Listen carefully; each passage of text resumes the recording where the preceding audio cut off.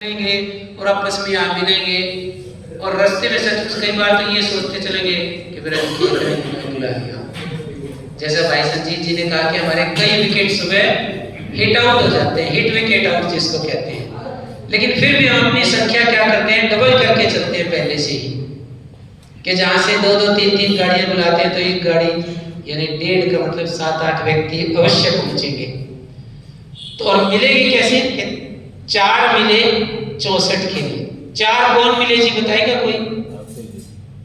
Doctor को पता है, आंखें 2 आपकी और 2 सामने वाले की। 4 मिले और 64 कौन खिले? अब तो सारे मुझसे समझदार हैं। 4 मिले 64 खिले और 20 रहे कर जोड़, यानी 10 आपकी उंगलियां और 10 उनकी।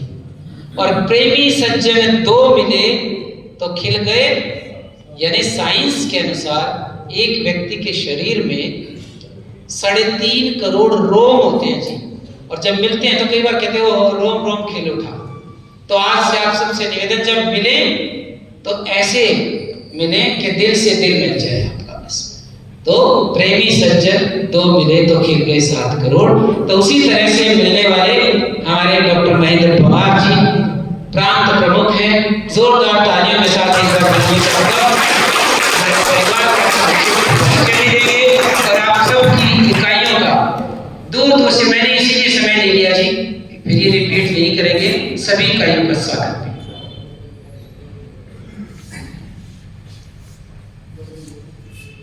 देखिए, बहुत सारे कार्यकर्ता बंधु दिखाई जान पड़ रहे हैं जो हमारी बैठकों में निरंतर आ रहे हैं। कुछ कार्यकर्ता ऐसे हो सकते हैं जो आज पहली बार आए, कुछ कार्यकर्ता तो संगठन परंपरा और परिपाटी के बारे में आप भले ही भांति पहले परिचित हैं। ये आवाज मेरी सही आ रही है? यहाँ ये सही है?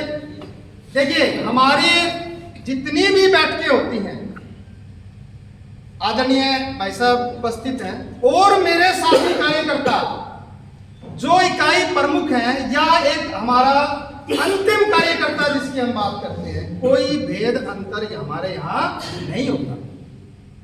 जो कार्यकर्ता थोड़ा सा ज्यादा काम करता है वो यहाँ बैठ जाता है, जो थोड़ा सा कम करता है यहाँ बैठता। मंच की व्यवस्था हमारे संगठन में है ही नहीं।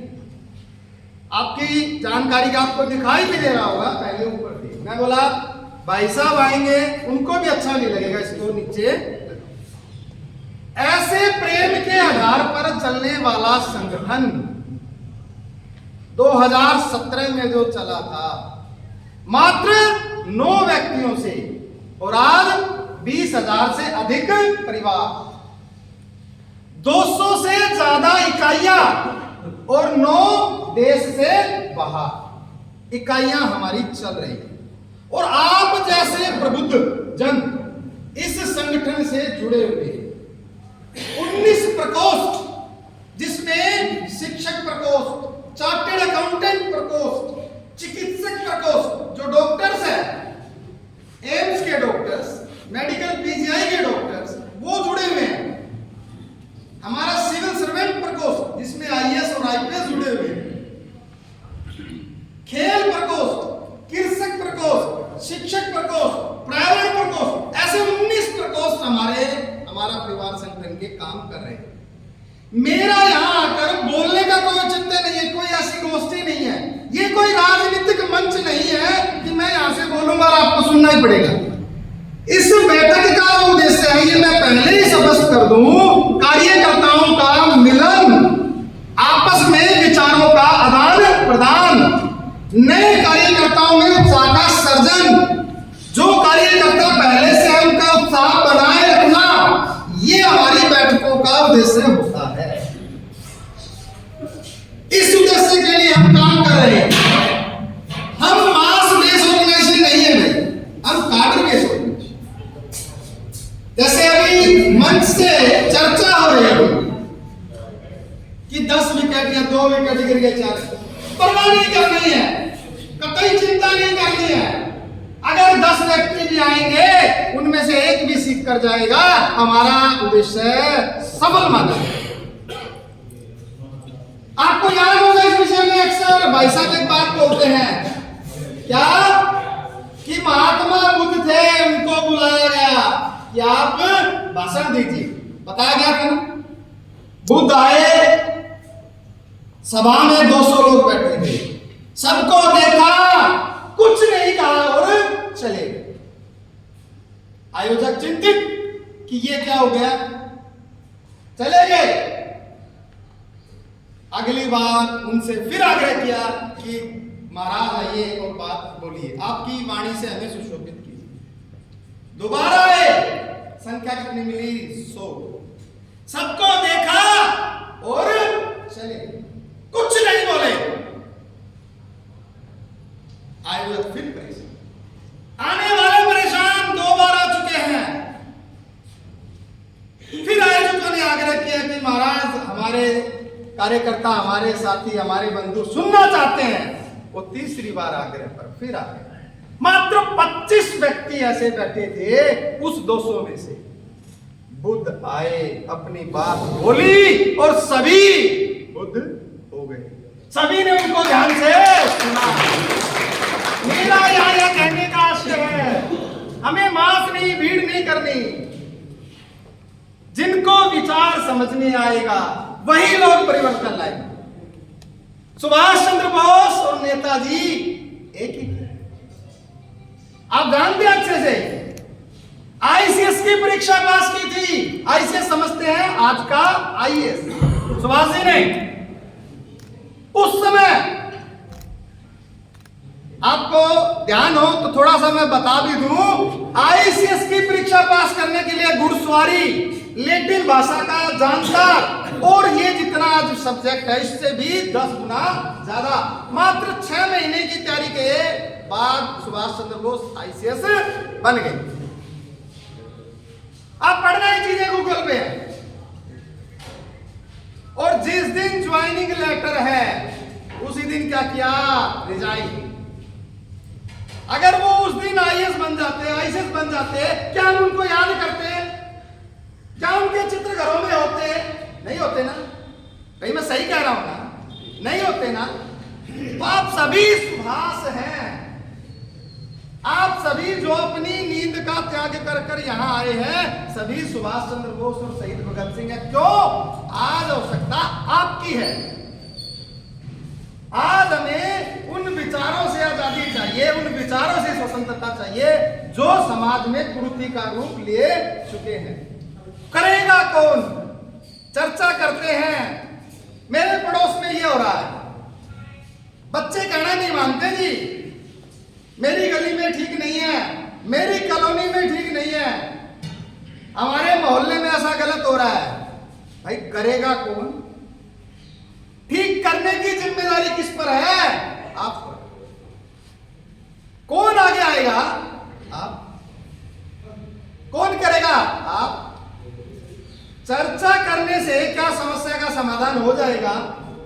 नहीं हो सकता। हमारे संगठन में एक बात कहते हैं, समस्याओं की चर्चा नहीं करनी। क्या करना है? समाधान। यदि आपके पास समाधान है तो आइए और समाधान की चर्चा कीजिए। देखिए, संगठन ऐसा प्लेटफॉर्म है, ऐसा मंच है जो आपके विचारों के लिए एक स्थान उपलब्ध कराता है। इसकी असीमित प्रतिभाएं हैं जो आपके साथ मिलकर समाज निर्माण में काम करते हैं। मुझे ऐसा नहीं है, मैं फिर बोल रहा हूं, सभी की प्रतिभागिता होगी, सभी कार्यकर्ताओं को बोलने का अवसर मिलेगा, सबने ही बात हमसे करनी है। मुझे अब जो बोलने के लिए कहा गया था, जैसा हमारे आदरणीय मनोज जी बोल रहे हैं, मंच संचालन कर रहे हैं, कि हम सबके बीच में आज हमारे संगठन के राष्ट्रीय संरक्षक कौन आए हुए हैं? राजकुमार। एक बार जोरदार तालियों से। आदरणीय डॉक्टर सुरेंद्र जी हमेशा एक बात कहते हैं कि हमें काम करना है, चर्चा नहीं करनी। बिहाइंड द कर्टन रह के काम कैसे किया जा सकता है, ये हमें हमेशा हमारे मार्गदर्शक और भाई साहब बताते रहते हैं। आप सबने आवाज लाए, आप सबको पता है फोन किस मोड पे रखना चाहिए? संजीत जी ने पहले बताया था, साइलेंट मोड। साइलेंट मोड पे। अब अपने आवश्यक कामों को आगे पीछे कीजिएगा। यानी 4 घंटे 5 घंटे साथ रहने वाले हैं, उसके पश्चात फिर आप उसी सांसारिक दुनिया में एक बार छोड़कर देखिएगा, आपको लगेगा आप समाज निर्माण के सहभागी हैं। ऐसा करके देखिएगा, क्योंकि अच्छे अच्छे वक्ता हैं, अच्छी अच्छी बातें आपके साथ हो, देखने और सुनने से प्रभाव पड़ता है। कैसे बिहाइंड द कर्टन रह के काम होता है, ये हम संगठन से सीख सकते हैं। सभी को मेरे विचार से ध्यान होगा। भामाशाह का नाम किसको याद है? भामाशाह। जब महाराणा प्रताप एक बार उनकी सेना हार गई थी, बहुत विचलित हो गए थे, यहां तक इतिहासकार लिखते हैं कि वो इतने दुखी हो गए थे, घास की रोटियां खाते थे, जंगलों में भटक रहे थे और गुजरात जाने का विचार उनके मन में आ गया। उसी समय मेवाड़ के वो वीर सपूत, देखिए 2 भाई थे, भामाशाह और दूसरा था ताराचंद। ताराचंद के बारे में नहीं जानते, बहुत कम लोग जानते। 2 भाई थे, भामाशाह और ताराचंद, 2 भाई। भामाशाह को पता चला ऐसे ऐसे मेरे महाराज वहां हैं, अपनी सारी धन संपत्ति, कहते हैं आज के हिसाब से 1000 करोड़ रुपए की बैठती है, लाखों करोड़ों रुपए के हीरे मोती जवाहरात सारी ले जाके किसको दे दी? महाराणा प्रताप। क्या आप लड़िए, मुगलों से संघर्ष कीजिए। और उस समय भामाशाह की भूमिका कैसी थी? कर्मयोगी की, जो कभी श्री कृष्ण की रही किसके विषय में? अर्जुन के विषय में। वस्तुतः वो महाराज थे, वो उनके दरबार में एक व्यापारी थे, व्यापारी के घर ओसवाल जैन परिवार में जन्म लिया उन्होंने।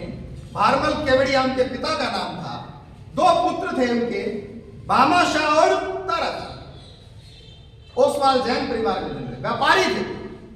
सारी धन संपत्ति, अपूर्व धन संपत्ति उनके चरणों में अर्पित कर दी कि मेरी मातृभूमि से बढ़कर यह धन संपत्ति नहीं हो सकती, नहीं हो सकती, मुझे यह धन नहीं चाहिए। और इतनी धन संपत्ति बताते हैं कि 12 साल तक भी उस समय जो समस्या थी वो सैनिकों के भोजन की समस्या थी। देखिए, समस्याएं हर स्थिति में, हर युग में अलग अलग हो सकती है, समाधान करने वाले भी अलग अलग हो सकते हैं। अब हमें अंग्रेजों से तो नहीं लड़ना ना, अब हमारी स्थिति कौन सी है? समाज की कुरीति, जो गलत हो रहा है उससे लड़ना है। अब असेंबली में बम विस्फोट करने की आवश्यकता नहीं है।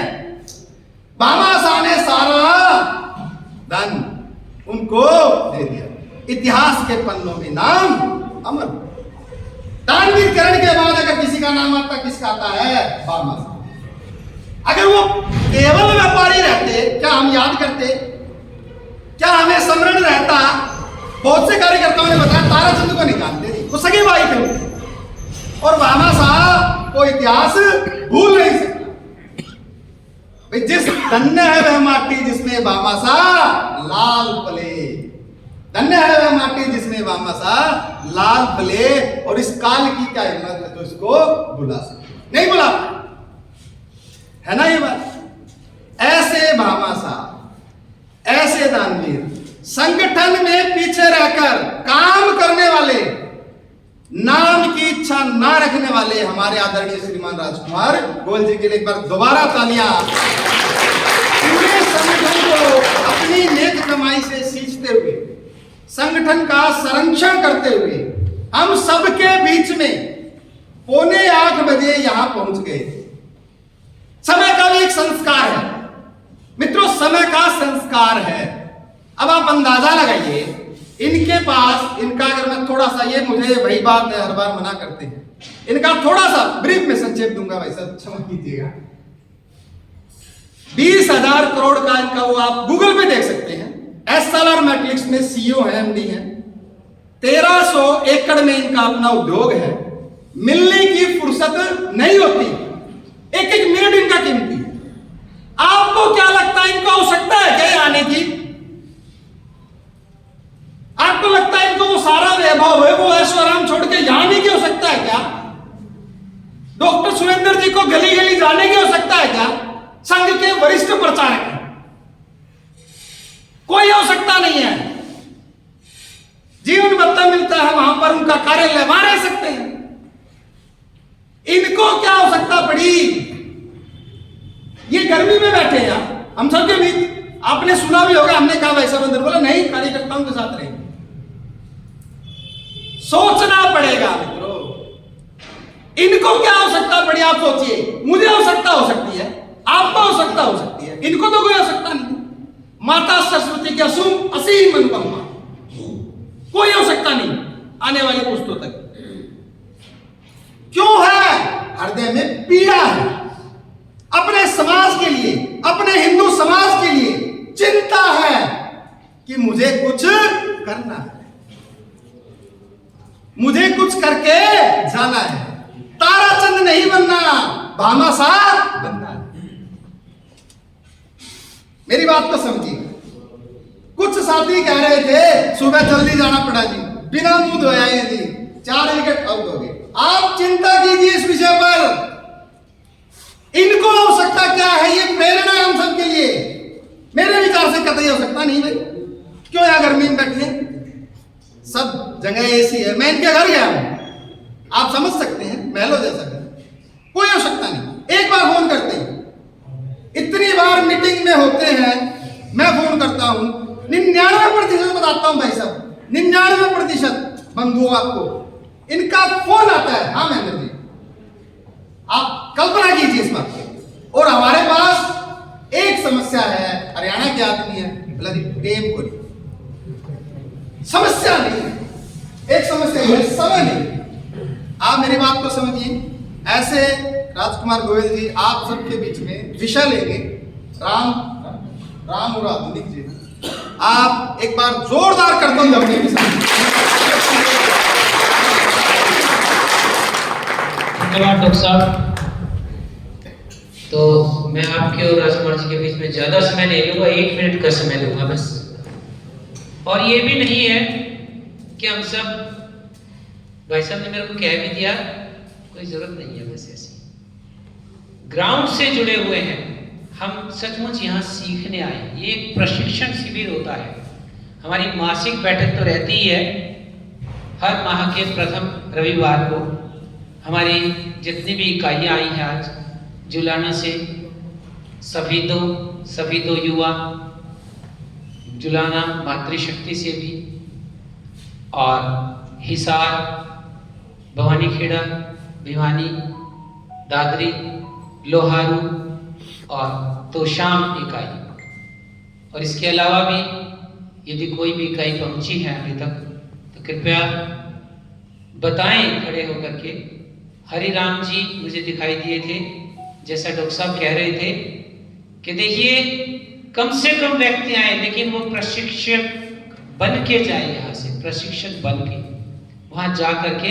हरिराम जी के साथ हमारे माननीय, नमस्कार जी, जो धार्मिक यात्राओं पर भी रहते हैं हमारे साथ, इन्होंने कहा मैं अवश्य पहुंचूंगा, चाहे मैं एक पहुंचूं वहां से। हमारा महेंद्रगढ़ उपसंच है, और सचमुच मैंने जब यहाँ से देखा तो सामने तिलक से इनका स्वागत हो रहा था। और हमारी 2 नन्ही मुन्नी बच्चियों को इन्होंने आशीर्वाद भी दिया, निशिता और प्रियंका। बैठिए बेटियां, हाँ, इन चारों बेटियों के लिए एक बार जोरदार तालियां देखिएगा। हमारी ये युवा पीढ़ी है जिसका प्रशिक्षण चाहिए सचमुच। अभी भाई संजीत जी संस्कृति की बात कर रहे थे। आपकी वो पीढ़ी है जो इस संस्कृति को बचाए हुए है। युवा पीढ़ी को वो संस्कार देने हैं हमें जिनकी हम बात करते हैं, जिसके लिए आज यहाँ एकत्रित हुए हैं, और जिन्हें पोषित करने के लिए, जिनका संचार करने के लिए हमारे बीच राष्ट्रीय संरक्षक, जिनके पास या जिनके बारे में मैं ये कहूंगा कि तन समर्पित, मन समर्पित और एकत्रित किया हुआ धन समर्पित। और बता ऐ मातृभूमि तुझे और क्या चाहिए? सचमुच ऐसा प्रश्न पूछते होंगे जब हम अपने आप को समर्पित कर देते हैं। और सबसे बड़ा धन मैं कहूंगा बड़े ही सौम्य रहते हैं। कहा जाता है कि गोधन, गजधन, बाजी धन और रतन धन खान, जब आवे संतोष धन तो सब धन धूरी समान। तो सचमुच उसी संतोष के साथ भाई साहब पहुंचे हैं। और आज का विषय इनका वो रहेगा जो हम सब के बीच होना चाहिए, जो हमारी आने वाली जनरेशन के लिए होना चाहिए, जिसे हम भूल रहे हैं। हमारी युवा पीढ़ी, हमारी संस्कृति और संस्कार।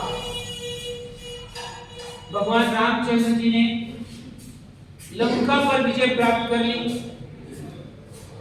साथ ही साथ हमारे शेषनाग रूपी लक्ष्मण जी ने उन्हें कहा भाई लंका विजय तो कर ली, अब क्यों ना कुछ दिन सोने की लंका में रह लिया जाए।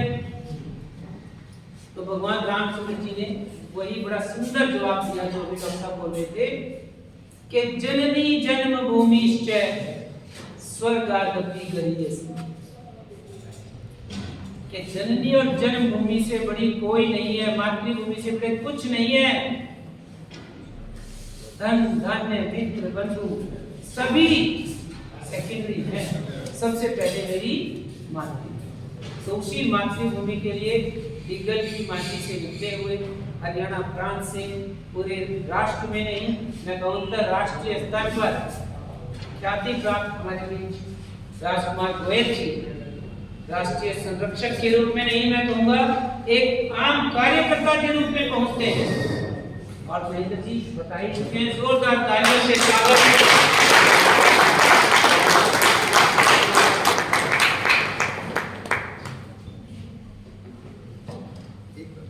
ये आगे की कुर्सियों पर आ जाए, आगे की चेयर खाली ना रहे, सभी से आग्रह, बेटा आप भी आगे आ जाओ, आगे वाली कुर्सी पे। बहुत अच्छी अच्छी जानकारियां आपको मिलेंगी।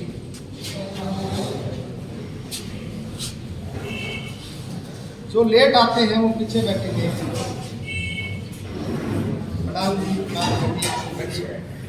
जी, भिवाड़ी संत प्रमुख श्री मनोज जी और तोसाई इकाई से इकाई प्रमुख दीपक जी और तोसाल इकाई संरक्षक विशाल जी और बहन अंजिता जी और हमारे परिवार के सभी सदस्यों को मेरा नमस्कार। आज जो विषय लेने की बात हुई, ये विषय मैंने पहले भी 2 बार लिया है। आप में से किसी ने सुनने का मौका मिला है? राम के बारे में नहीं हुआ, तो मेरी एक आपसे रिक्वेस्ट है कि आप डायरी पेन जरूर निकाल लें और पॉइंट्स नोट कर लें। और एक जिम्मेवारी भी मैं देना चाहूँगा आपको कि राम के बारे में अपने घर में चर्चा करें, अपने साथियों के साथ चर्चा करें और अपनी इकाई में तो प्रमुखतः चर्चा करें। महेंद्र जी एक काम कर सकते हैं, अपनी इकाइयों पर पूछ सकते हैं कि इस बार राम पे चर्चा हुई है। दिक्कत क्या आती है जब हम राम पर चर्चा अपने घर में करते हैं अपने बेटे बेटी के साथ, तो कुछ प्रश्न ऐसे पूछ लेते हैं जिसका जवाब नहीं कि राम ने सीता जी को क्यों छोड़ दिया, ऐसा क्या हुआ कि अहिल्या जी पहले पत्थर की थी फिर वापस बन गई। ऐसे कई क्वेश्चन रामायण के आते हैं। और आज की जो जनरेशन है, जो हमारी जनरेशन थी, हमारे साथ क्या था, जो नाटक ने या दादाजी ने सुना दिया वो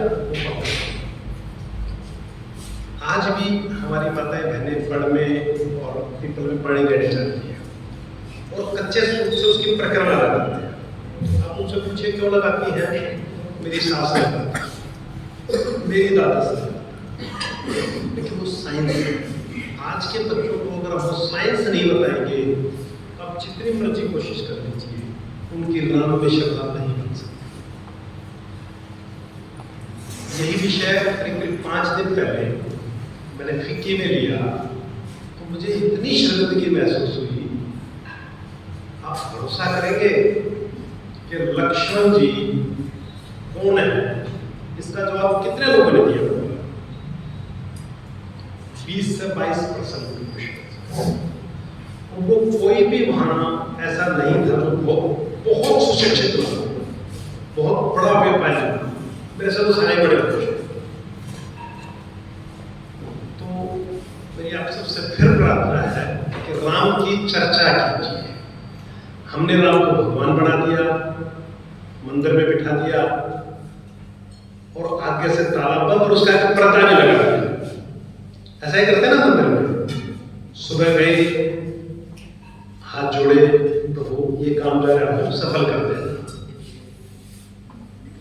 मेरे ख्याल से इससे आगे निकले, उसको अपने पास बैठे, अपनी समस्याओं की चर्चा करें। 100% रामायण में आपके सब सवालों का जवाब है। सबसे पहले प्रथम रामायण कौन सी लिखी गई? पहली रामायण कौन सी लिखी? बताएंगे क्या मुझे? क्योंकि वाल्मीकि जी ने जीवनी लिखी है, बाबा तुलसी जी ने, ऋषियों ने बाबा वाल्मीकि की रामायण की समीक्षा की है। आज हम थोड़ी सी बात करेंगे उत्तर भारत में। जब भी हम रामायण की बात करते हैं तो हमारी बात होती है तुलसी, रामचरितमानस, बाबा तुलसी। लेकिन जैसे ही आप साउथ में जाएंगे तो बात होगी कंबल ऋषि रामावतारों की। वहां बाबा तुलसी के रामायण को कम जानते हैं। जैसे आप उड़ीसा रायपुर की तरफ चले जाइए तो छत्तीसगढ़ की एक लेखक है, ऋषि है, वो भी नाम मुझे ध्यान नहीं आ रहा है। बाबा तुलसी की रामायण में श्री राम के या पूरी उस एरा के त्याग की बात करी है और रावण को महापंडित बताया है। ऐसा ही है ना? आप सबने रामायण देखी जरूर होगी, पढ़ी किस किसने है? अब हम 60-70 में से 6-7 हाथों पर है, बस 10% लोगों ने पढ़ी है। जब कोई भी कृति, संजीव भाई यहाँ है ये समझ पाएंगे, कोई किताब में कोई चीज लिखी है, उसको पिक्चर बनानी है तो उसका सत्यता से 50-50% का संबंध रह सकता है। हालांकि भावना को ठीक रखने की कोशिश की जाती होगी, लेकिन जब वो दिखाना है तो एग्जैक्ट वो नहीं दिखाया जा सकता, वो संभव नहीं है। तो जब बाबा तुलसी रामायण को महापंडित बताते हैं तो इसका मतलब महापंडित थे। वो पुलस्वी के पोते हैं, ऋषि ऋषिचुरा के पुत्र हैं। तो जब कंबल ऋषि की रामायण पढ़ते हैं तो कंबल ऋषि लिखते हैं कि जब श्री राम समुद्र पे पहुंच गए, समुद्र किनारे, और युद्ध की तैयारियां शुरू हो गई, तो श्री राम ने कहा मैं युद्ध शुरू करने से पहले पूजा करना चाहता हूं। किसकी पूजा करना चाहता हूं? कि मैं अपने आराध्य शिव की पूजा करना चाहता हूं। ठीक है, तो शिव की पूजा करनी है तो मुझे एक ऐसा पंडित चाहिए जो शैव हो, और क्योंकि मैं वैष्णव हूं, उन्होंने ये नहीं कहा कि मैं विष्णु हूं, मैं वैष्णव हूं, मैं विष्णु को मानने वाला हूं, तो उसको वैष्णव की भी जानकारी हो और अच्छे कर्मकांडी हो। तो चीफ सेनापति कोई बात करे तो पिट ऑफ साइलेंस। अरे भाई, समुद्र के किनारे जंगल में बैठे हैं, ऐसी सोच वाला पंडित कहां से लाए? तो जामवंत जी उठते हैं, कहते हैं प्रभु यहां सिर्फ एक आदमी है जिसमें तीनों गुण है, और वो है रावण। लेकिन वो हमारी पूजा करने क्यों आएगा? क्या हमारी इच्छा तो उसकी विजय है, लंका विजय तो हमारी इच्छा है, तो वो क्यों आए? तो यहां जितने व्यापारी बंधु या दूसरे व्यवसाय में लगे वाले बंधु हैं, राम एक सीख दे रहे हैं। यहाँ पर श्री राम जामवंत को कहते हैं कोई बात नहीं, कोशिश तो करिए, अगर वो आ जाए तो बहुत अच्छा। आज हम क्या करते हैं, खासकर हमारा जो युवा तबका, कोई समस्या आ जाए तो आकर हमें ढीले छोड़ दो, ये तो हो ही नहीं सकता। तो राम यहाँ शिक्षा दे रहे हैं कि नहीं, सब कुछ हो सकता है, कोशिश करिए। देख नहीं पाएंगे तो जामन जी वहां जाते हैं रावण को, तो कितना मुश्किल काम है। जामन जी कौन है? जामन जी पुलस्वा के मित्र हैं, मतलब रावण के दादा के मित्र हैं।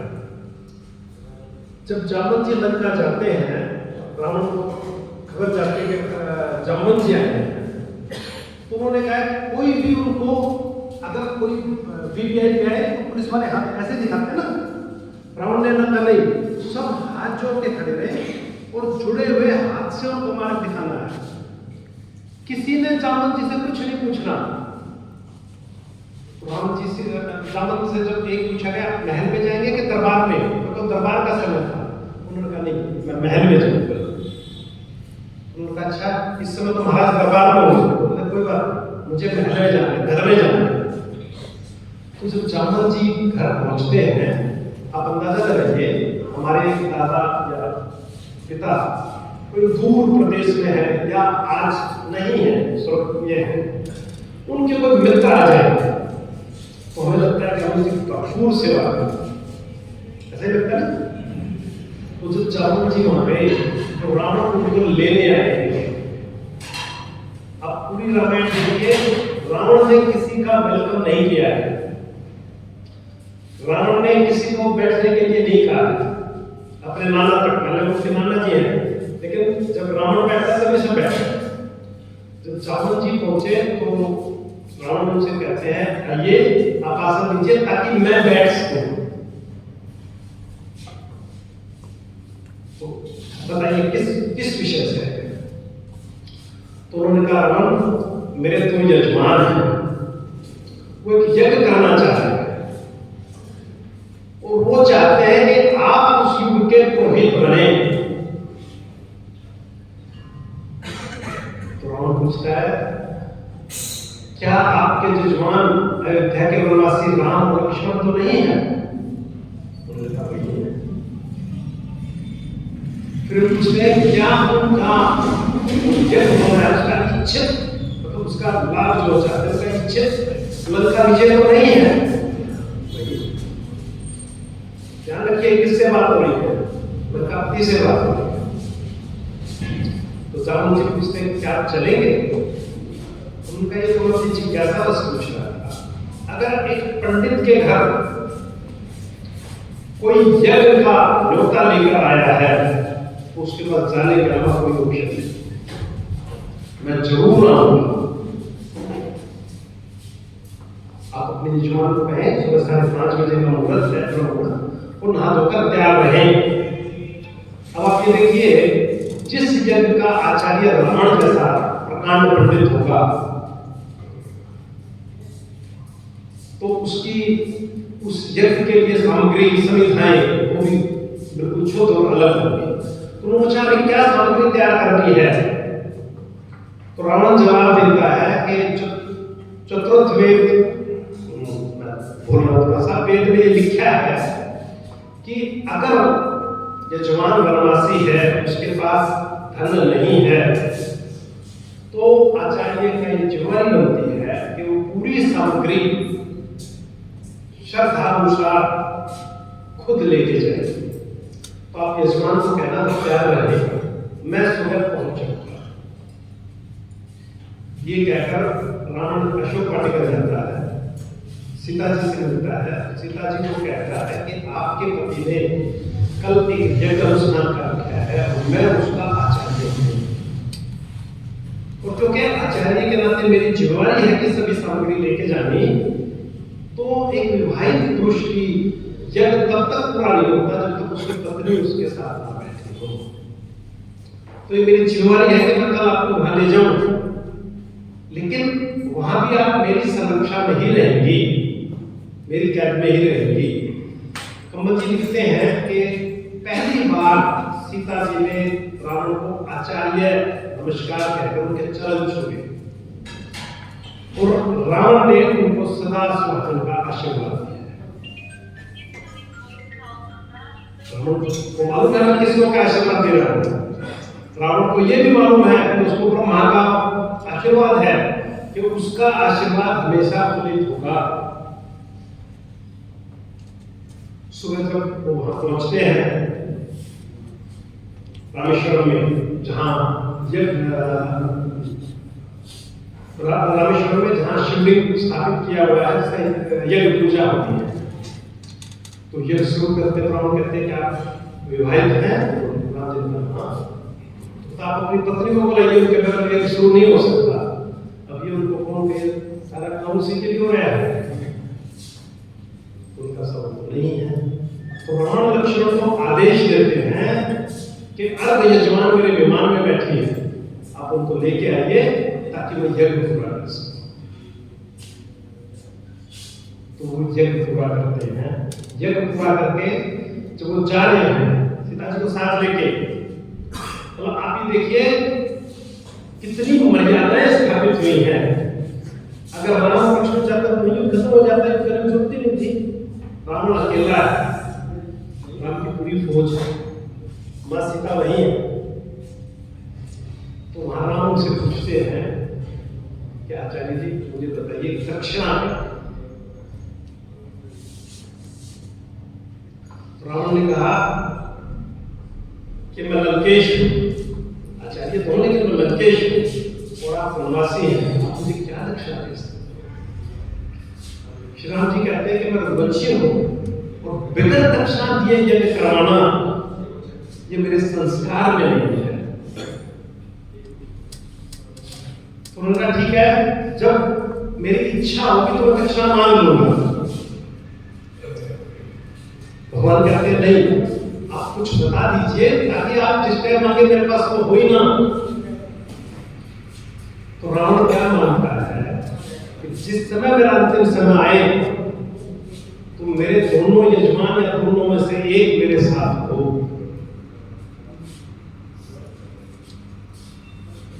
ये रावण की महिमा कमल श्री। और यही वजह है कि साउथ के किसी स्टेट में रावण का पुतला दहन नहीं होता, या इंडोनेशिया में भी रावण को महापंडित कह के जैसे किया जाता है। तो मैं ये आपको अमृत ऋषि का इसलिए बताया कि रावण बुरा है, लेकिन क्यों बुरा है ये चर्चा में करनी चाहिए।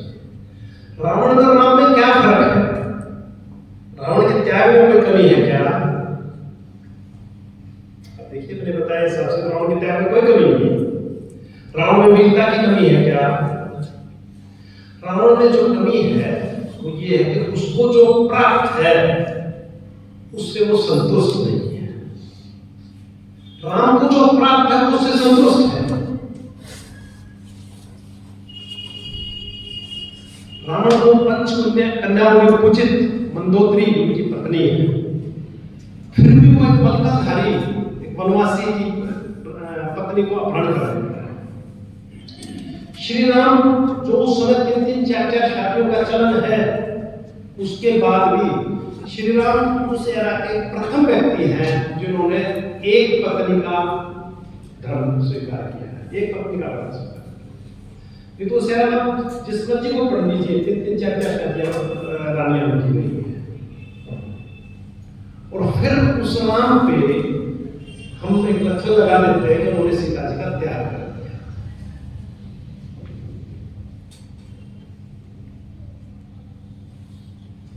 राम के बारे में आगे अगर हम करें, राम को वन का आदेश हुआ। मतलब आप ये देखिए आज सुबह आज शाम को आदेश हुआ कि आपका तिलक होगा, राज तिलक होगा।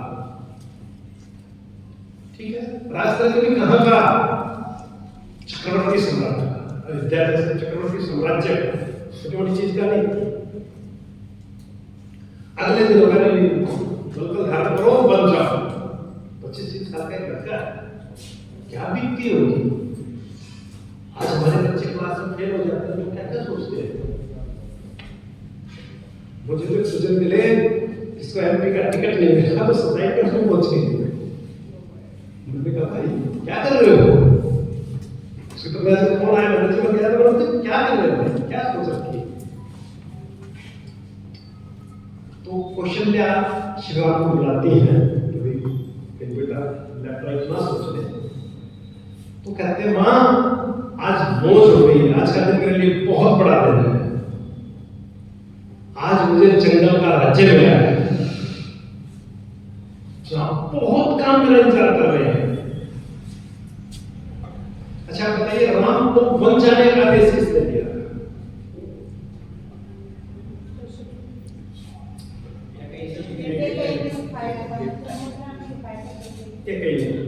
क्या कैकेयी को राइट था कि राम को वनवास दे दे? क्योंकि राम युवराज थे, युवराज को सिर्फ राजा या महारानी, कैकेयी डेजिग्नेटेड महारानी नहीं थी, क्वेश्चन है जी, लेकिन वो सिर्फ इस बात से वन चले गए कि पिता की इच्छा थी मैं वन चला।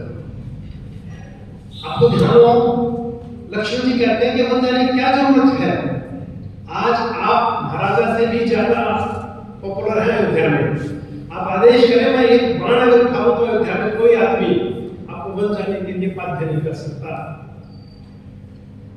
फिर भी वो वन चले गए। और वन नहीं जाते तो क्या होगा, अवॉइड कर सकते थे, तो राजा राम बनते, महाराजा राम बनते, लेकिन जब वो 14 वर्ष बाद वापस आए तो मर्यादा पुरुषोत्तम भगवान राम बन गए।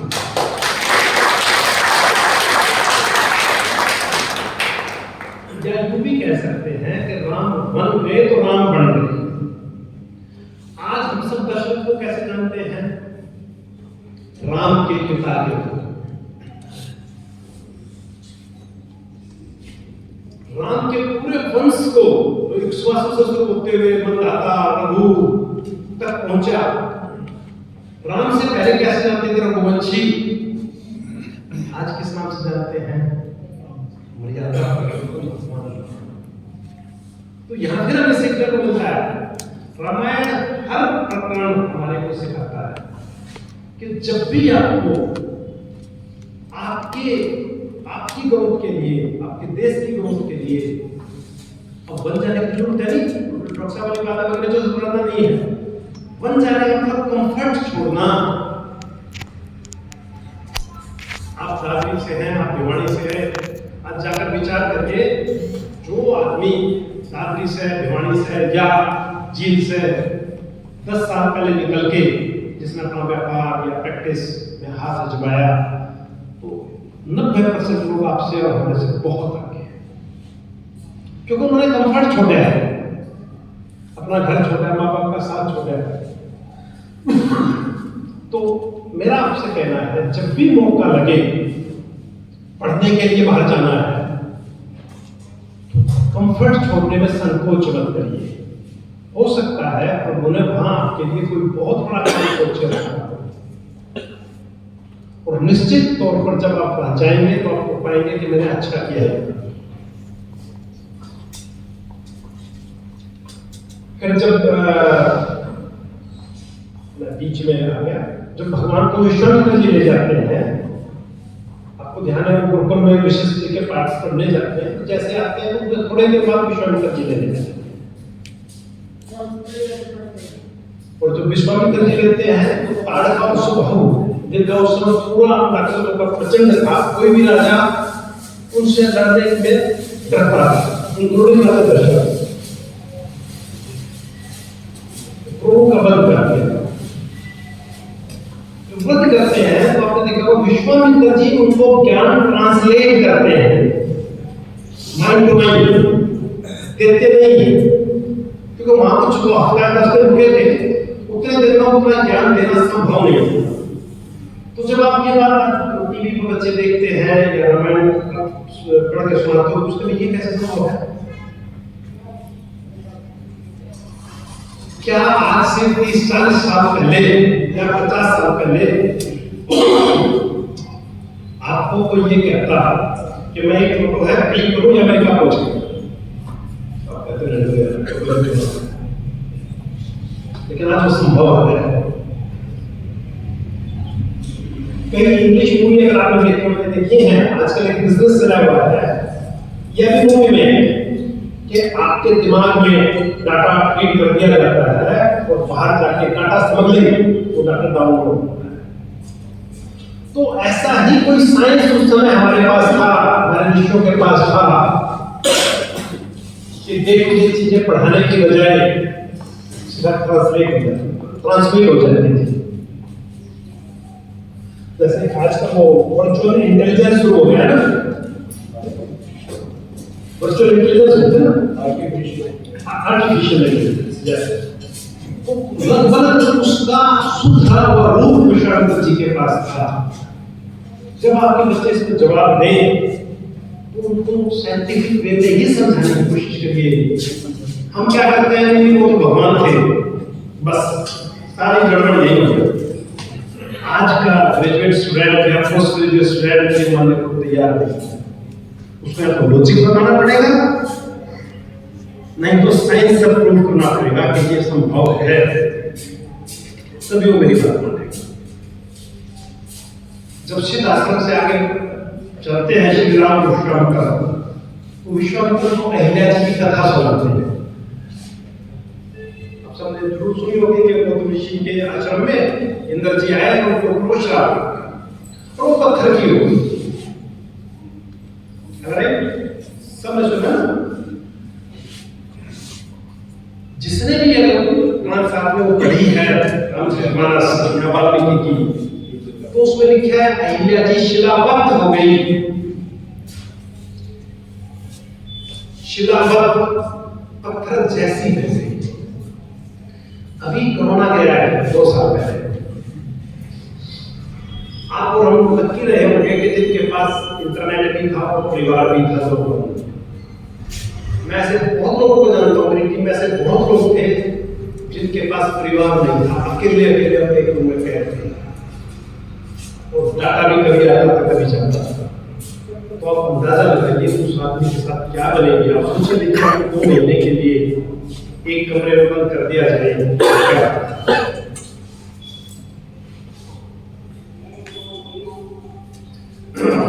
जब अहिल्या जी को श्रापित घोषित किया, वो अपने आश्रम में वो अकेली थी, इतना बड़ा जंगल था, तो पहले खुद से बोलती थी, धीरे धीरे खुद से बोलना बंद कर दिया, तो वो शिलावत हो गई। ना वो बोलती थी, ना वो सुनती थी, ना कुछ। हफ्ते में 5 दिन का 4 दिन अपने लिए खाना बना लिया। तो जब श्री राम वहां पहुंचते हैं तो श्री राम विश्वामित्र जी पूछते आश्रम किसका है, बड़ा सुंदर दिख रहा है लेकिन ऊंचा।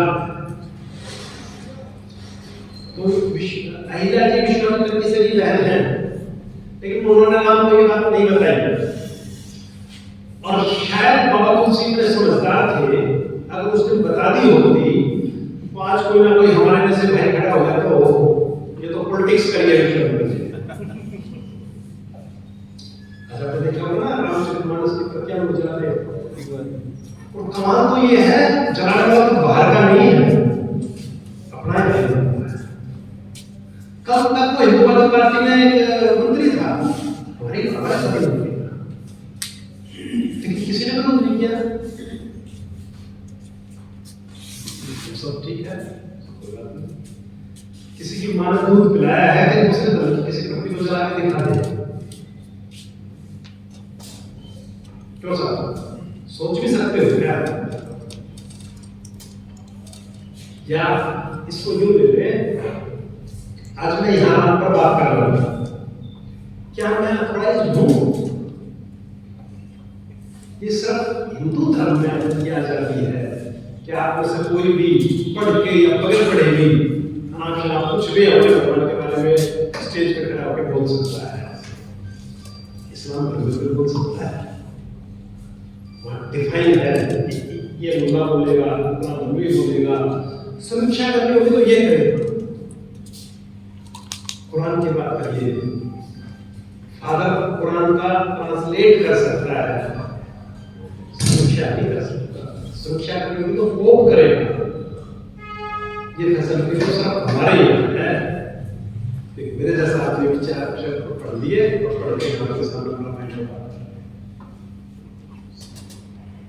तो राम जब अहिल्या जी के पास जाते हैं तो राम और लक्ष्मण दोनों अहिल्या जी के पैर छूते हैं और वो कहते क्या है कि मां मैं दशरथ नंदन राम और मेरा छोटा भाई सुमित्रानंदन राम लक्ष्मण आपसे हाथ जोड़कर पूरे पुरुष समाज की तरफ से माफी मांगते हैं कि आपके साथ अत्याचार हुआ है। अत्याचार तो पुरुष समाज की तरफ से हुआ और उनको साथ लेके जब वो आते हैं तो पूरा समाज विरोध करता है। लेकिन जब राम और लक्ष्मण का बैकग्राउंड के साथ चल रहा है, किसने तारकासुर को वध किया है, ये चक्रवर्ती सम्राट दशरथ का राजकुमार है, तो वो चुप हो जाए। इसको हम ऐसे भी देखते हैं, मान लो कोसान में किसी ने बहुत बड़ा गलत काम कर दिया और उसके ऊपर लांछन लग गया और उसका समाज बहिष्कार कर देता है। लेकिन मेरा लगा कि प्रधानमंत्री मोदी जी आए और उससे दर्शना करके गए हैं, फिर क्या होगा? सबसे डर जाएंगे। तो यही मान लीजिए कि अहिल्या के घर प्रधानमंत्री पहुंच गए, श्री राम पहुंच गए, दशरथ का नाम पहुंच गए, तो अहिल्या को समाज ने स्वीकार किया, गौतम ऋषि ने स्वीकार किया।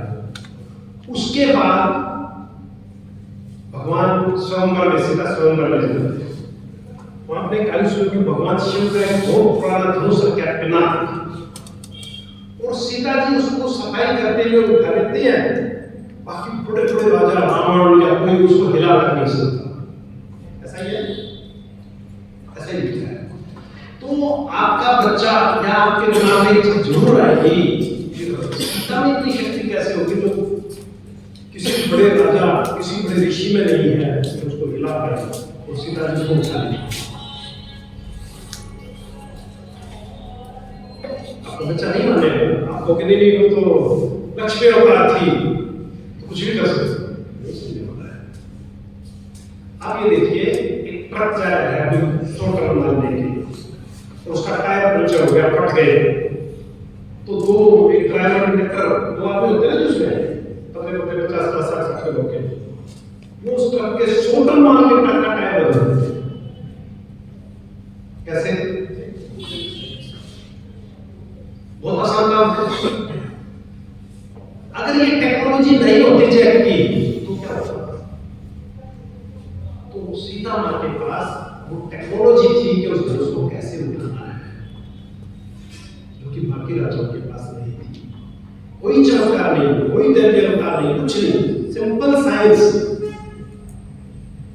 जब विश्वामित्र जी राम को बताते हैं कि ऐसे सीता स्वरूप करो, उसकी शर्त ये है, और बिना भगवान शिव का धनुष रखा है, उसको खंडित करना जरूरी है। तो इतना खतरनाक है कि अगर किसी को उसकी संचालन विधि आ गई तो पृथ्वी का नाश हो सकता है ना? बराबर।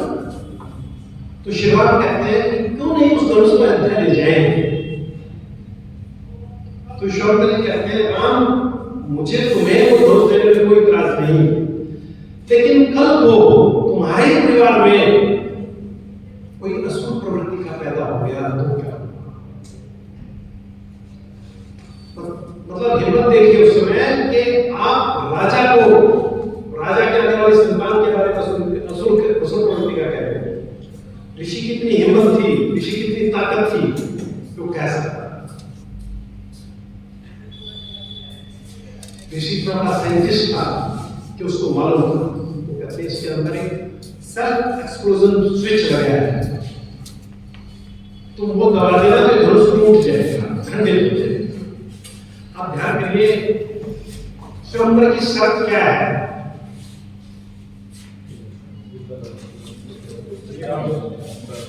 शिव का धनुष उठाना और उसको प्रतिज्ञा चढ़ानी, तोड़ना स्वयंवर में नहीं है। वो तोड़ना क्यों जरूरी था? क्योंकि वो एक ऐसा दैवीय अस्त्र था जिसकी वजह से पूरी पृथ्वी का समूल नाश हो सकता था। अब आप जो आज से जोड़िए, उस दैवीय स्तर पर उपमास हो सकता है, वो आज भी वर्तमान है। क्या कहेंगे इसको? एटम बम है। अगर किसी विश्वामित्र ऋषि ने जब पहला एटम बम बना और उसको उसी टाइम खत्म करवा दिया होता, तो आज ये नौबत नहीं आती कि हर एक देश अपना एटम बम लिए बैठा है और पृथ्वी को खत्म करने की। तो आप अंदाजा लगाइए उस टाइम हमारे ऋषियों में कितनी दूर देखने की हिम्मत थी।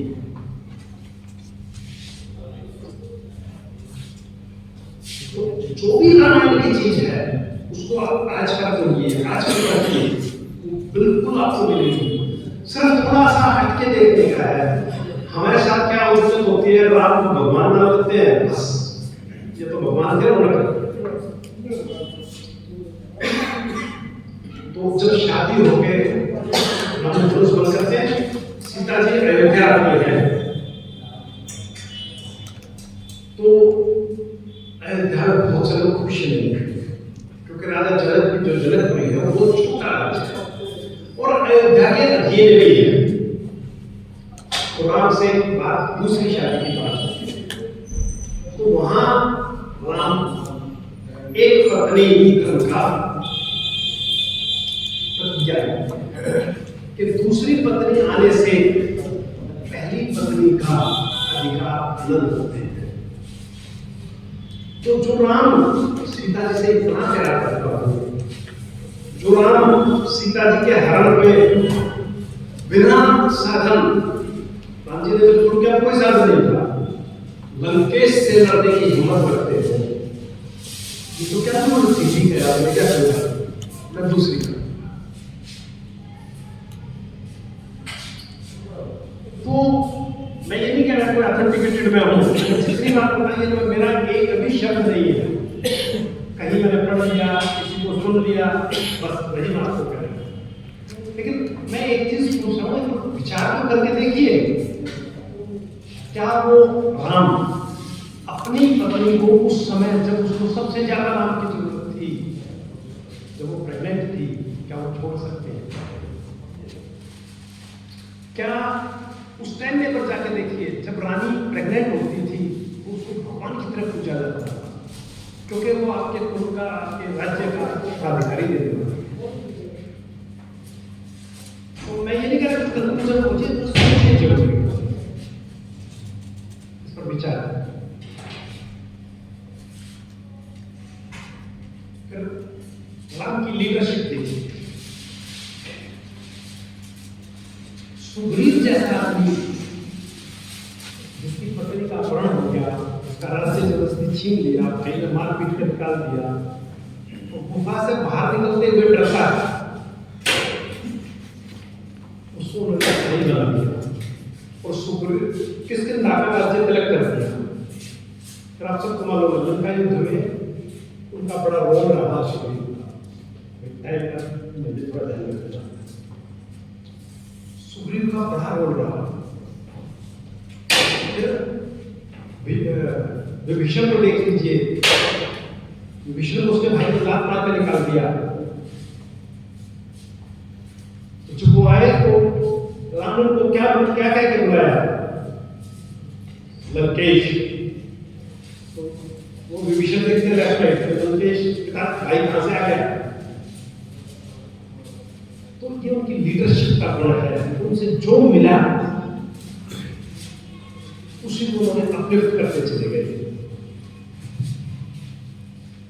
तो आप सोचिए, रावण की सेना में एक भी सिपाही ऐसा नहीं है जिसने 2-3 बार देवताओं से लड़ाई ना लड़ी और जीती ना। ये कहता ना। अच्छा विचार करिए, राम की सेना में राम लक्ष्मण को छोड़कर क्या किसी ने कभी युद्ध लड़ा था? पूरी सेना में लिखा पड़ा है, हनुमान, जमल, नील, राम, किसी ने युद्ध लड़ा था? किसी ने कोई युद्ध नहीं लड़ा। यहां तक कि खुद राम लक्ष्मण ने भी विधिवत युद्ध को नहीं लड़ा। उन्होंने तारकासुर भाव का जो वध किया वो प्रसन्न टू प्रसन्न, उसको कोई सेना इंवॉल्व नहीं थी, ये विधिवत युद्ध था। लेकिन उसमें उनकी जीत हुई।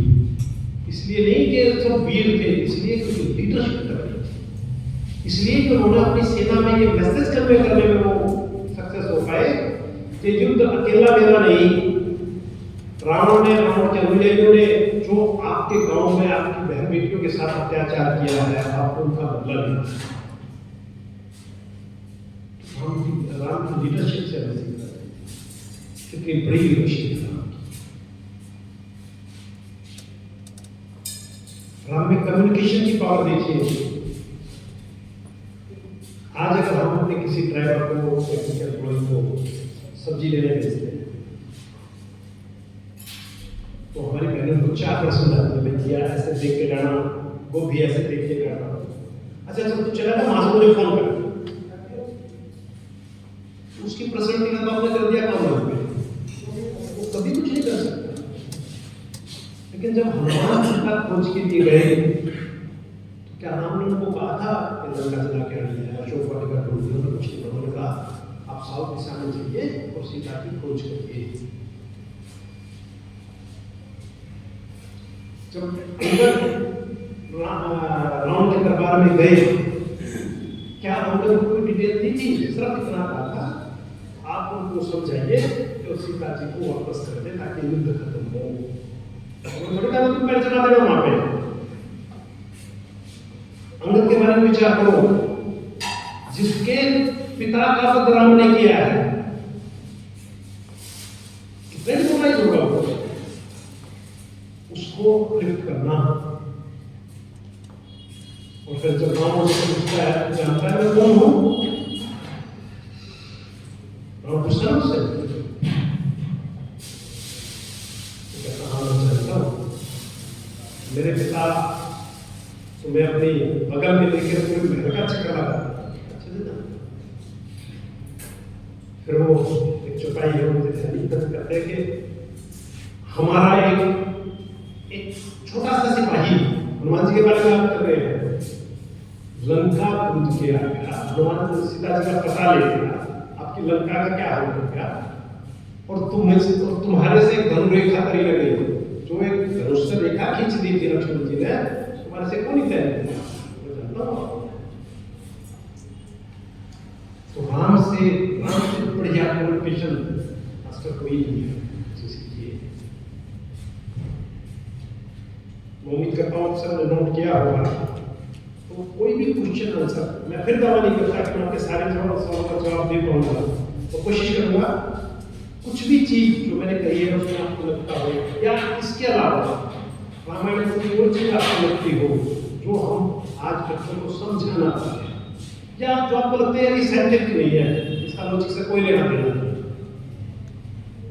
तो आप बताइए। मैं कोशिश करूंगा कि आपके कुछ लोग आपकी जिज्ञासा को शांत कर सकें। किसी भी कार्यकर्ता के मन में कोई प्रश्न राम और उसके जीवन से संबंधित हो पूछ सकता है, भाई साहब पूरा प्रयास करेंगे उत्तर देने का।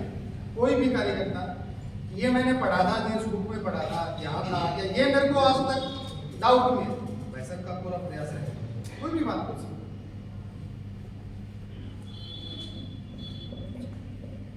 बहुत सारी बातें जो जैसे लिखा रहता है कि जो सीता को त्याग दिया उसके बारे में क्या आप बताएंगे सबसे पहले, वो सत्य है या नहीं है?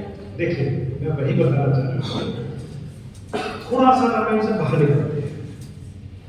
1842 या 1843 में कलकत्ता हाई कोर्ट के जज, अंग्रेज जज हाइस्टिन बिलरे या फिर कुछ नाम है, उन्होंने ऑर्डर जजमेंट पास किया, या आप इंटरनेट पे जाएंगे तो आपको कोर्ट में हिंदी में भी अवेलेबल है, कि भारत की संस्कृति और भारत की भाषा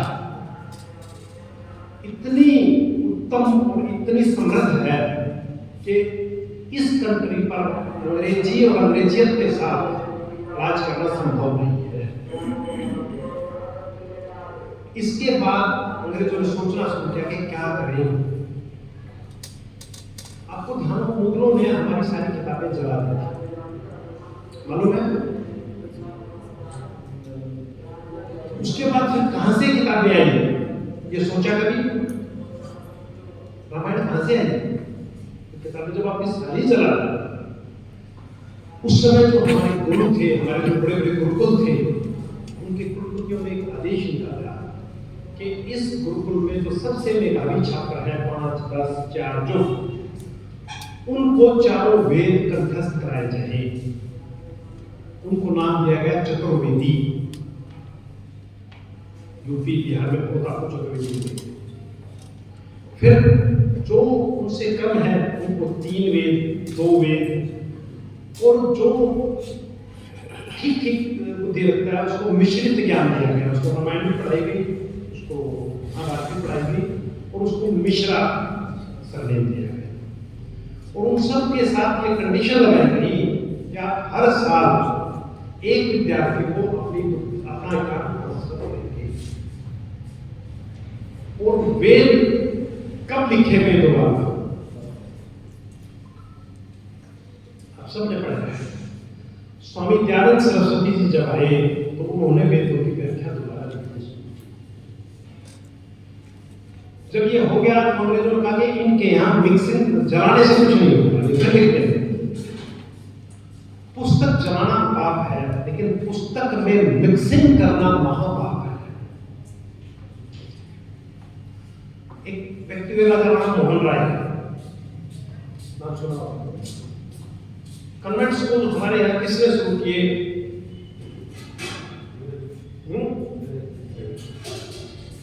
राजा राम मोहन राय। पहला कन्वेंट स्कूल राजा राम मोहन राय। कन्वेंट स्कूल के द्वारा हमारे बच्चों की शिक्षा में डिस्टर्बेंस करी गई। सबसे पहले तो ये दलित जाति पाति घुसाई गई। कैसे घुसाई? कैसे घुसाई गई? आप ये देखिए, महाभारत में 19वें सर्ग में वन पर्व आता है। जब वो गए हैं कौरव और पांडव, और इतना तो क्या होगा, एकलव्य ने कुत्ते के मुंह में तीर मारे, लेकिन तीर निकाले तो उसको चोट नहीं लगी। ये पढ़ा है सबने। तो जब ये तीर देखे तो द्रोण ने कहा दिव्यास्त्र है। आम हथियार ऐसा नहीं हो सकता कि किसी का लगे और लग कर उसको नुकसान ना पहुंचे। तो एकलव्य से पूछते तुम कौन हो? एकलव्य, आपको किसने सिखाया? आपने सिखाया। तो कहता आप किसके पुत्र हो? तो बताता है कि मैं जरासंध उत्थान नरेश विरासत के सेनापति का पुत्र हूं। आप में से किसी ने पढ़ाया है के सेनापति का? हाँ जी, हिरण्यधनु का। तो अब 2 चीज हो गई। अब ये मान ले क्या तो एकलव्य दलित नहीं था? अगर वो था तो हमारे सेनापति दलित होते थे। हमारे जितने ग्रंथ लिखे, रामायण किसने लिखी? वाल्मीकि जी। आज वाल्मीकि जी को क्या कहते हैं हम? वेद किसने लिखे? महर्षि व्यास जी। आज व्यास को क्या कहते हैं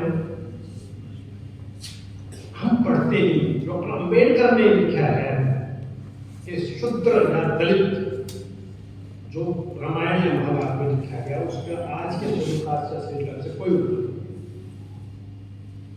लेकिन हमारे को लोग भरने वाले लोग क्या कहते हैं? तो उसी उसमें 2 चीज उन्होंने मिक्सिंग की। ये मैं पूरा कर दूं। उसके बाद एकलव्य से गुरु द्रोण ने कहा कि दिव्यास्त्र है, इसको चलाने का हक तुम्हारे पास नहीं है। आज भी दिव्यास्त्र चलाने का हक सेनापति के पास है क्या? या सैनिक, आम सैनिक के पास है क्या?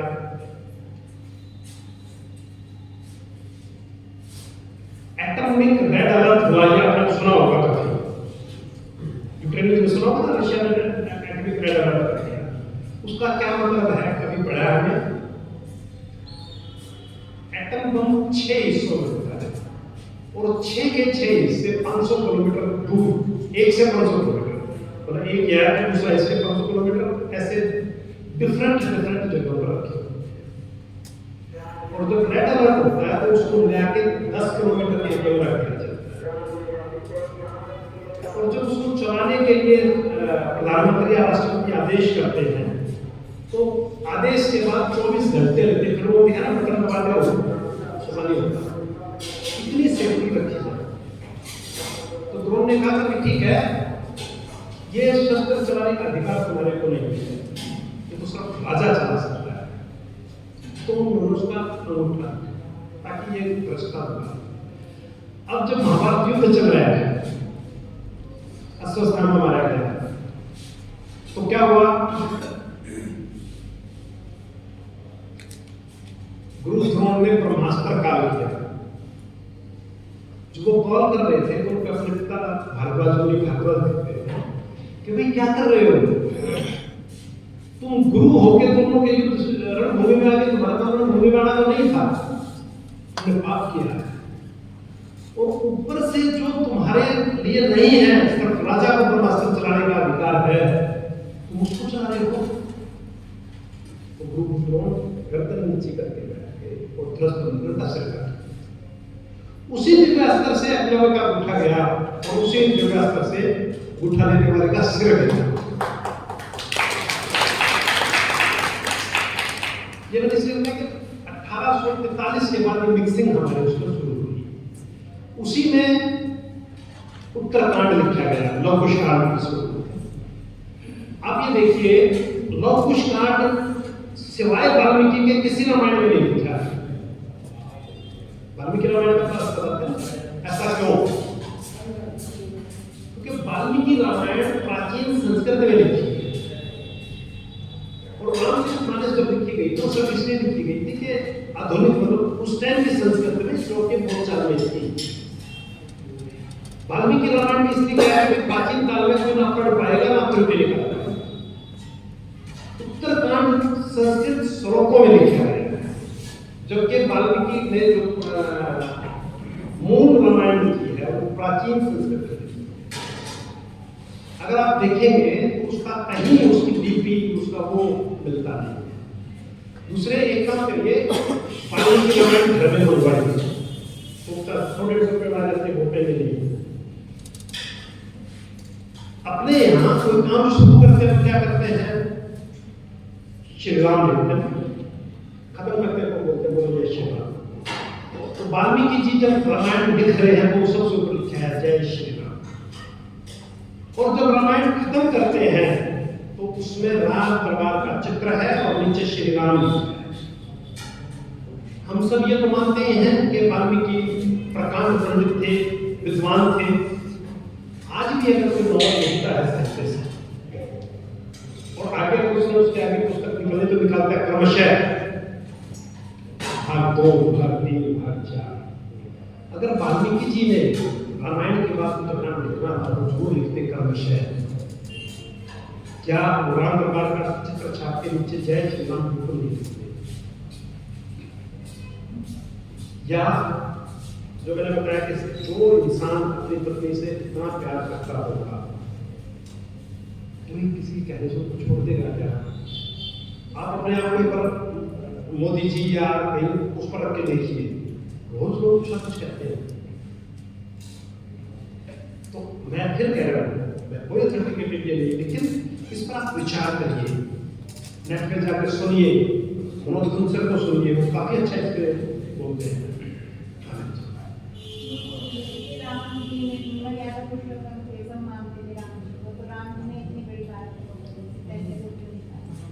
सीता जी को निकाला, मतलब से यही तो निकाला। पिछले 10 मिनट से ये बात है, सीता जी को नहीं निकाला। ये सिर्फ अंग्रेजों के टाइम में एक नई चीज जोड़ दी गई, 2 चीज जोड़ी गई। एक तो सभी को विभाजन किया गया, दूसरा जाति पाति के बारे में ज्यादा चीज बढ़ाई गई, बढ़ा चढ़ाकर हमारे बारे में, हमारे समाज के बारे में। लक्ष्मण रेखा को जी, लक्ष्मण रेखा ये क्या थी? सोने का है कि वो क्या? अच्छा देखिए, लक्ष्मण रेखा की आप बात करें तो क्या आज मैं 2 चीजों से जोड़ता हूं। राम जी धनुष चलाते थे और वो अग्नि तीर जल सब थे। क्या ये मिसाइल नहीं थी? आज यूक्रेन युद्ध जो चल रहा है तब लेकर के मिसाइल मालूम चलिए। तो राम जी के पास जो धनुष था वो मोबाइल मिसाइल लॉन्चर था और जो तीर वो थे वो मिसाइल थे। लेकिन उस टाइम साइंस इतनी एडवांस थी कि वो अपनी छोड़ी हुई मिसाइल को वापस बुला लेते थे। महाभारत में ध्यान है अश्वत्थामा जब उत्तरा पर अस्त्र छोड़ते हैं तो श्री कृष्ण कहते हैं इसको वापस बुलाओ, कहते हैं बुलाना नहीं जानता। उनका जिस चीज को बुलाना नहीं जानता उसको छोड़ा क्यों? इतनी एडवांस साइंस थी। तो ऐसे ही जो धनुरेखा उन्होंने की थी वो बारूद की कोई ना कोई ऐसी रेखा रही होगी साइंटिफिकली कि जिसका क्रॉस करना मुश्किल था और उसी के ऊपर अगर आप पकड़ा रख के क्रॉस करेंगे तो संभव था। ऐसा कुछ कहा होगा, मैंने उसके बारे में बहुत ज्यादा पढ़ा नहीं है। आजकल जैसे इलेक्ट्रोमैग्नेटिक वेज दिखाई दे देती है तो वो हो सकती है, ये मेरे लिए ज्ञान की बात है। जैसे कुछ भी विमान दिखाते हैं दृश्य विमान थे तो वो सेंस है। तो सोने का हेड वगैरह क्या वो मेरे को नहीं। हाँ जी बता एक और बार एक ना अभी आपने जो एक्सप्लेन किया मतलब जो मतलब कुछ कांड जो बाद में लिखा गया रामायण पहले लिखी गई, वैसे भी एक थोड़ी सी जानकारी चाहता था कि जो भाषा पहले इस्तेमाल की गई और जो भाषा, क्या आपके पास कुछ ऐसा कंपैरिजन है कि वहाँ पे ये शब्द इस्तेमाल किए गए और वहाँ पे ये शब्द इस्तेमाल? बताया आपको एक अगर कोई और एग्जांपल सर एक छोटा सा एग्जांपल मेरे पास है। एक लिंग शब्द है जैसे शिवलिंग बोलते हैं, ये प्राकृतिक भाषा का शब्द है, लेकिन इसका सही उदाहरण में साउथ में जाने को मिलेगा क्योंकि वो अपने नाम के आगे ही लिंगम लगाते हैं। लिंगम वो एक सर इसलिए लगाते हैं क्योंकि प्राकृतिक भाषा है हमारी, और जो ये भाषा बाद में बनाई गई है उसको मिक्स करके दिखाया गया है। कई बार कहते हैं शिवलिंग है, ये लिंग शब्द आ गया, लेकिन ये प्राकृतिक भाषा का है आपका और जो आप पूछ रहे हैं, आप एक बार मेरे कहने से वाल्मीकि रामायण और एक बार लव कुशकांड वाली क्योंकि जब तक आप दोनों के 10-15 पेज पढ़ेंगे, मैं कितना ही कमेंट्स करूँ आपको बोल नहीं सकते, लेकिन मेरे कहने से 10-10 पेज पढ़ लीजिए, उतना ही फर्क है जितना हिंदी और इंग्लिश में फर्क है, मतलब डे नाइट का। जी एक बार आपको समझ आओ जी भाई साहब कैसे दिखाया होगा तो मेरा कैसे दिखाया हमारे साथ जो कह रहे हैं आजकल एक नई निकाली हुई है फेसबुक मेटावर्स काम करते हैं। मेटावर्स में क्या है कि हम गोगल्स लगा के किसी भी वर्चुअल दुनिया में जा सकते हैं और हमें महसूस होगा जैसे हम वही बैठे हैं। हो सकता है राम के पास या बारिश के पास ऐसी कोई टेक्नोलॉजी हो गई जिससे हमने 3D होलोग्राम बना के कर दिया। 100% मेटावर्स भी हो सकता है। दूसरे आप इसको ये भी देखिए कि जब बाबा तुलसी ने लिखा है तो आम आदमी को समझाने के लिए हो सकता है उन्होंने किसी शब्दों का कोई सहारा लिया हो, जैसे कृष्ण के बारे में कहते हैं 16,000 वाणियां थी, ऐसा नहीं था। वेद में चारों वेदों में इनके 16,008 मंत्र हैं। तो श्री कृष्ण जी पहले वो थे जिनको चारों वेद कंठस्थ थे। तो रुक्मिणी जी ने ये कहा था कि ये 16,000 मंत्र है वो मेरी 100 दिन बन गए। जब कवि ने लिखा तो 100 दिन से ऐसे बातें क्योंकि हजारों साल पहले लिखी हुई पुस्तकों का समीक्षा कर रहे हैं।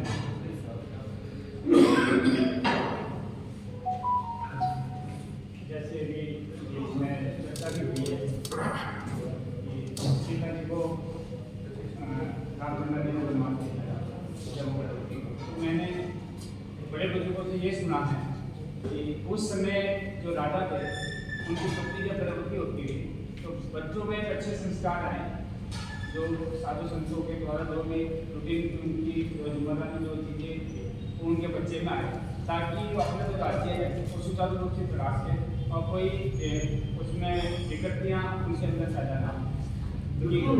बिल्कुल हो सकता है कि मैंने पढ़ा नहीं कहीं भी, इसलिए मुझे मतलब मेरे लिए नई बात है, मैंने ये पढ़ा नहीं। ये मेरे पीछे 25 फरवरी को मैंने दिल्ली में बैठा था, ऐसी चर्चा हो गई इस विषय को लेकर, तो वहीं मुझे पता लगा कि इस तरह की जो चीज़ें थी उसकी रामायण में जो चीज़ें हैं आज जो हम पढ़ते हैं कि भगवान रामचंद्र जी ने जैसे अयोध्या आए वापस 14 साल का वनवास का उनको फिर वापस धोबी ने उनको कहा कि उनको घर से निकाला गया, तो उसका रीजन ही ये उन्होंने बताया कि जैसे अच्छे एक संस्कार को बच्चे के अंदर। मैंने ये सुना नहीं, लेकिन ये अच्छी बात है, लेकिन इसको ये नहीं कह सकते लोग बच्चे निकाला वो भी कहने से निकाला, ये नहीं कह सकते। ये कह सकते हैं कि अपनी संतान को अच्छे संस्कार देने के लिए गुरुकुल में भेज दिया। मैं आपको बताऊं, जैसे बहुत पढ़ी लिखी सीनियर ऑफिसर से आकर जो डिस्कस होता है, तो मेरे मुंह से जब डिस्कस होता है कहीं 15 मिनट पर राम कहीं ना कहीं निकल आए, तो 70% लेडीज कहते हैं कि यार छोटी क्या बात करते हो, राम ने तो गर्भवती को छोड़ दिया। तो ये विषय बहुत भयंकर रूप से आज के दिन स्त्री और पुरुष समाज में डिसबैलेंसिंग कर रहा है। और इस विषय में हमें सबको विचार, मैं बिल्कुल नहीं कह रहा हूँ जो मैंने कहा बिल्कुल ऑथेंटिक है, मैंने आपको एक अपनी विचार बताया, आपकी जैसे इन्होंने अपना नया विचार बताया, उसको ठीक करना पड़ेगा। वो धोबी के कहने से नहीं बेचा उन्होंने, तो घर से निकाला नहीं, तो उन्होंने रानी सीखा वो अच्छे संस्कारों के लिए गुरुकुल में, ये कहेंगे तो बात जैसे आया और ऐसे विषय जैसे आपने प्रश्न उठाया कि राम को वनवास किसने भेजा, मैं माता के कई का नाम आया, तो हमने पुरानी बाबू जी की वो देखी कैसे, तो उसमें उन्होंने बताया कि राम को वनवास के कई नहीं दिया, नहीं उन्होंने वनवास मांगा, भगवान राम ने खुद ने केकई से कहा कि मेरे लिए वनवास मांगो पिताजी, वो जिससे राक्षसों का नाश न कर सको। जो विषय में लेके चला वो उससे मैं बोलता तो कहता हूँ भगवान राम भगवान नहीं थे उसने, क्योंकि अगर हम अपने बच्चों के सामने ये कहेंगे कि वो भगवान थे, वो उन्होंने खुद के कहीं को कहा, तो आप और मैं तो मान लेंगे, आप और मैं जनरेशन के है कि हमारे बच्चे से काम ना मान लें, लेकिन आज का क्वालिफाइड स्टूडेंट जेएनयू में मुझे रात में बोलना था, तो आप यकीन करिए 2 घंटे तक बच्चों के क्वेश्चन आंसर खत्म नहीं हुए, तो मुझे कहना पड़ा कि दोबारा करना, इतनी भ्रांतियां भगवान के बारे में। तो हमें वो देखना पड़ेगा जब जी कि हम अगर हम बच्चों कहें कि राम को भगवान थे वो खुद के कहीं होगा, बस वही स्टॉप हो जाएगी।